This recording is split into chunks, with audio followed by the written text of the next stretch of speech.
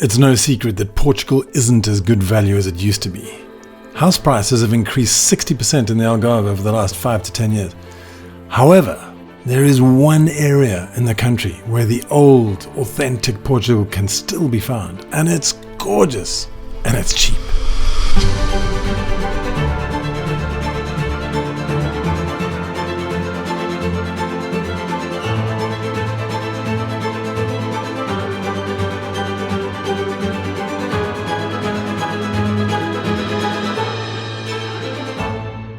Good morning. Well, we're starting off on a real mission today, and it's going to be a long mission. We're going to go far, far away from here.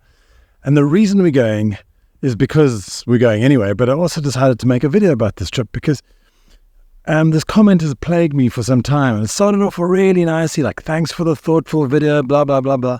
And then it got into, it's cruel, give real people real options. And basically what she was talking about was the fact that property's overpriced in the Algarve and it's not for her, and 90% of the people watching this video don't want overpriced property. And unfortunately, that's what it's like on the beach. You know, property is expensive. Well, it's just normal everywhere else in the world. But I'm going to a place today where property is amongst the cheapest in Portugal. But let's enjoy the journey.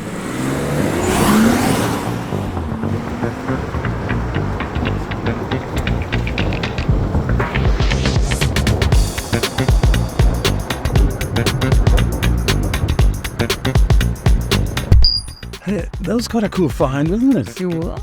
Although we're just cruising along the highway and I saw the sign saying Riba Freixo, and hopefully it's going to be a good lunch because I'm actually feeling quite packaged. Me too. Let's do this. I'm so excited. Vamos comer. Let's go.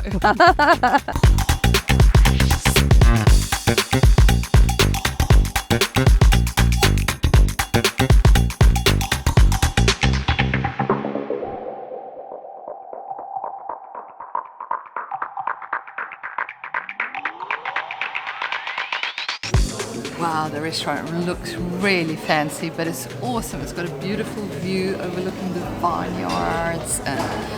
Yeah, I feel like I'm in Italy. I don't know why.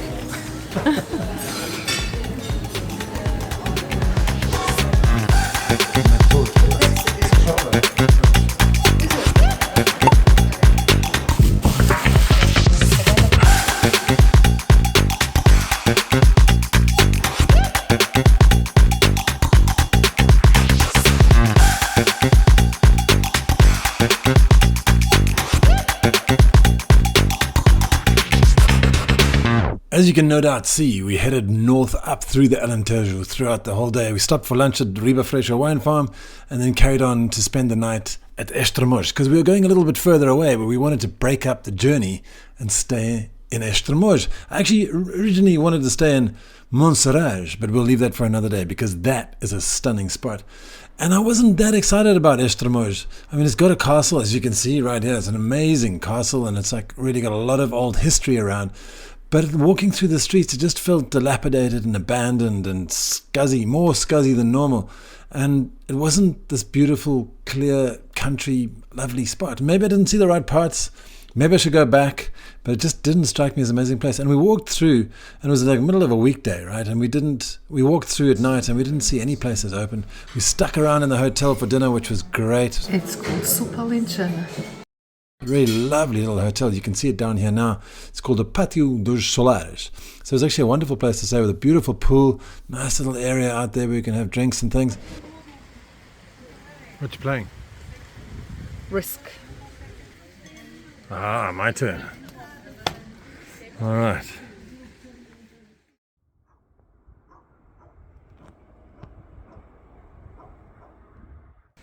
We left sleepy Estremoz behind and headed north towards Castelo Branco, where a real surprise awaited us. We met our friends, jumped into his Ferrari. Yep, I'm in a Ferrari, isn't this crazy? In the middle of the country in Portugal. And headed north to this old village where my father-in-law and mother-in-law met. I think it was more evocative for me than my wife, as I thought back to what life must have been like for her parents, as they were growing up in the 1940s and 50s here in central Portugal. I spoke with our friends who had grown up in the same town, and life then was all about subsistence. Everyone worked their own patch of the fields. They grew potatoes and corn, lettuce, and occasionally slaughtered an animal like a pig or a cow and preserved the meat in large stone containers of olive oil. Harvesting olives, figs, and cherries all contributed to the table, but life was hard. And as we strolled down the streets, Manuela and I talked about when her parents moved to Mozambique in search of a better life.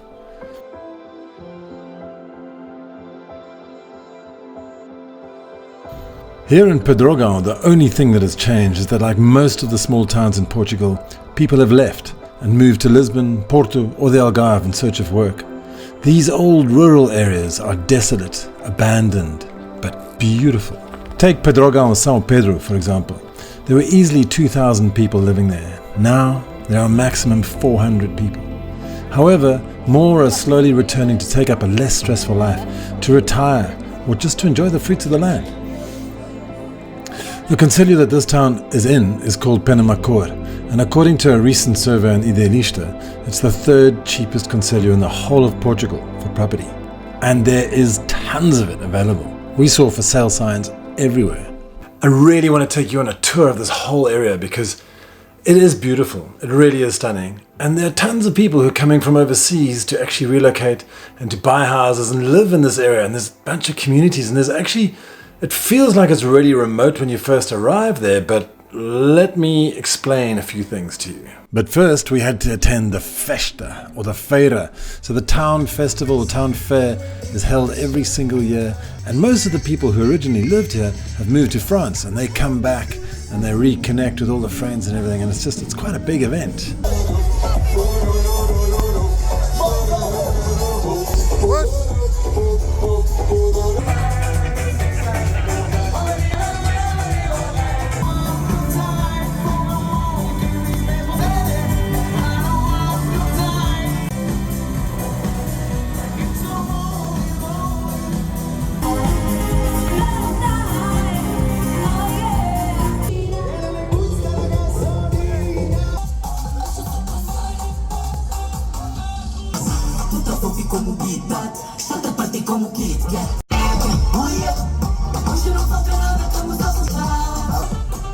Well, that's enough of that. It actually went on for 4 days, and we relaxed with family and friends during the days, and we ate and drank stupendous amounts of food and drink, and I managed to sneak out on early morning missions.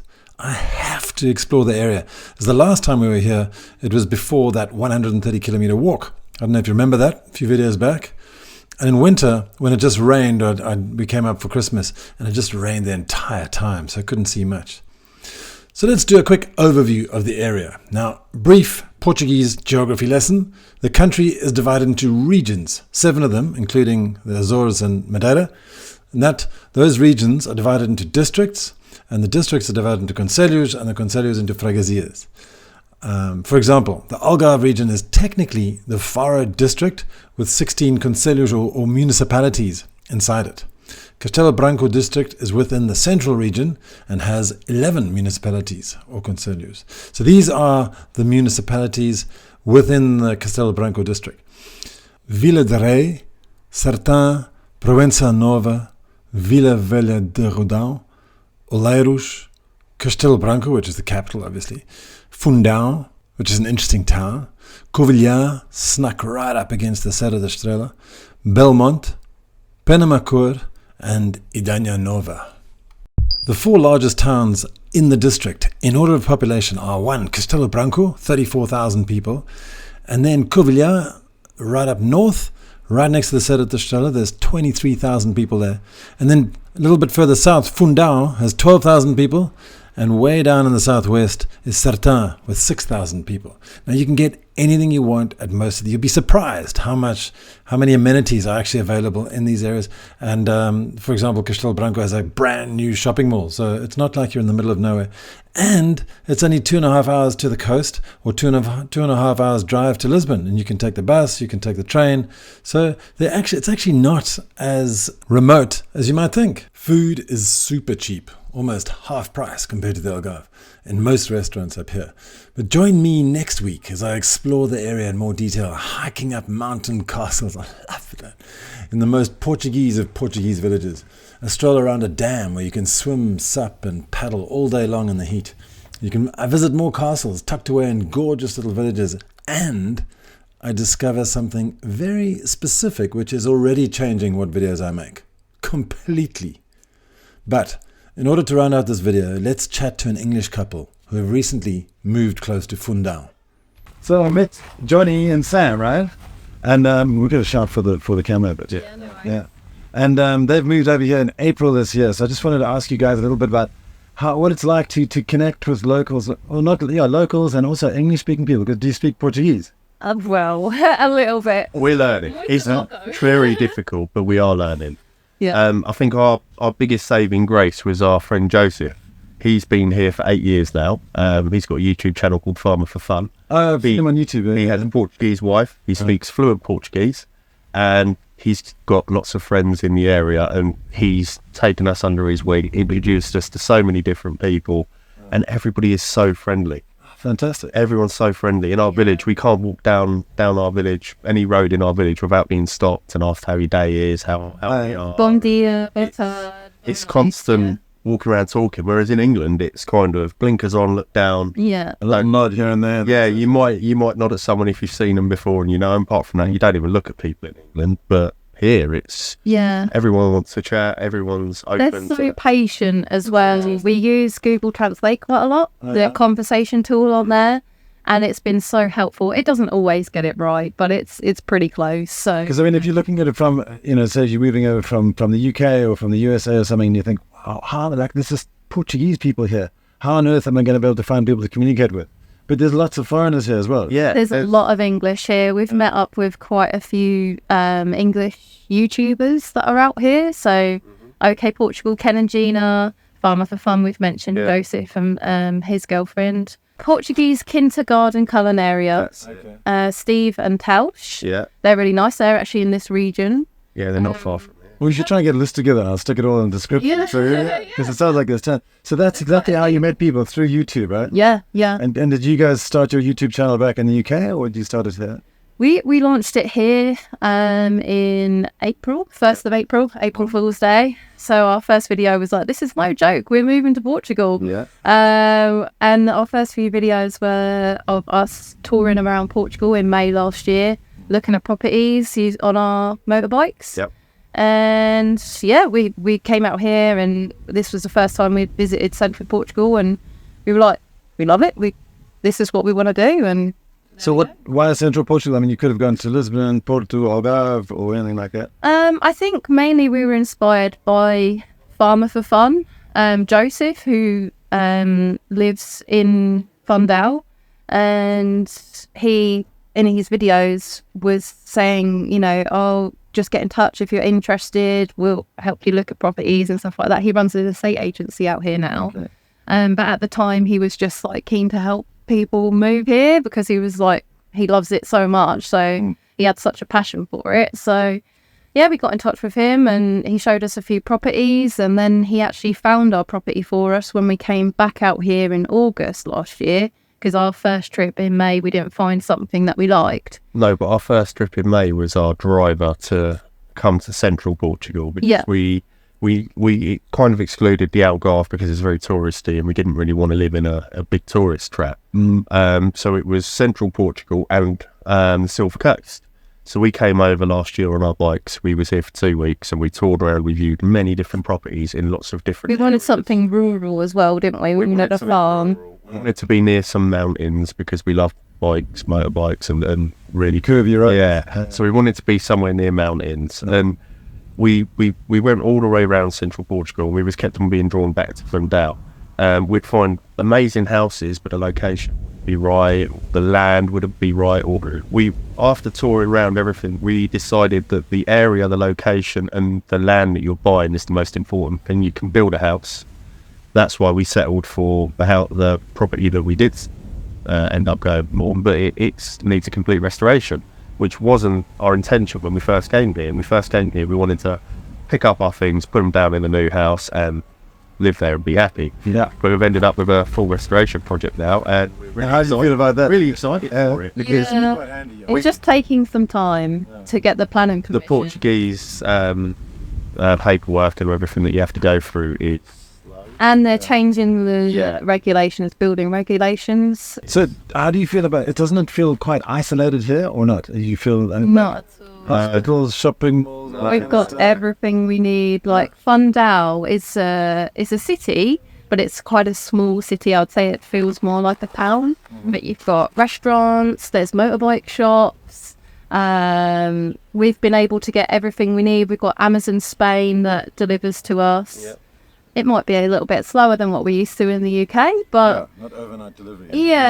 but cool. It's a couple but of you days, know, it's fine, a couple of days, sometimes a week, sometimes 2 weeks, sometimes it gets lost, but sometimes they can't find us. But yeah, you know, it's a lovely little village where we live, and Fundal has everything that we need, and it's so close to us. I So also find that we're more social here. Yeah. Whether it's that we've got more time to be social because we both worked quite intense jobs back in the UK. We've got more time to be social, but we're getting invited out to so many different events. We was expecting to, as you say, be a little bit more isolated until we kind of integrated and learnt the language. Yeah. But we're getting invited out here, there and everywhere. Pretty much every single weekend. Oh, do you want to come here? Do you want to come there? You must be nice people then. But in the UK, we very rarely get that. Or if you did get that, it would be once in a blue moon, and we'd both be busy and working and tired, so we wouldn't enjoy it as much as now. We're just throwing ourselves in at the deep end, yeah, going to every event that we possibly can and meeting new people. And yeah, it's amazing. We're loving doing YouTube as well, Yeah. because like, you know, it's made us meet you. And so many people so far. You know, we've met Pedro, he's a guy from Lisbon that got in touch with us. He's one of our viewers, and you know, we met up with him, and he's really into his motorsports and cars and everything. Yeah. So, you know, we made a really good friend. Really good mates. Chatting every single day on WhatsApp and stuff, sending each other pictures of our cars and the different projects that we've got going on. Fantastic. Yeah. What about the temperatures and the climate here? Because I mean, it's obviously pretty cold and rainy in winter, and it's super hot in summer. Yeah. How's that like coming from the UK? Is it quite a different? Pretty cold and rainy in the UK, Sure. 6 or 7 months of the year. Yeah. So that's not a problem to us. We're kind of okay with the winter. Yeah. The summer, because we was here in April, we've gradually built up with the heat. It's not as if we've just come from the UK and been thrown in. It is hot heat. though. It's like It is 40 hot. degrees at The last couple of days it's been 40 degrees, which is warm, but you just go indoors, sit inside. Well, you figure out like, you know, walk in the shade, or you know, sit and get some air conditioning somewhere.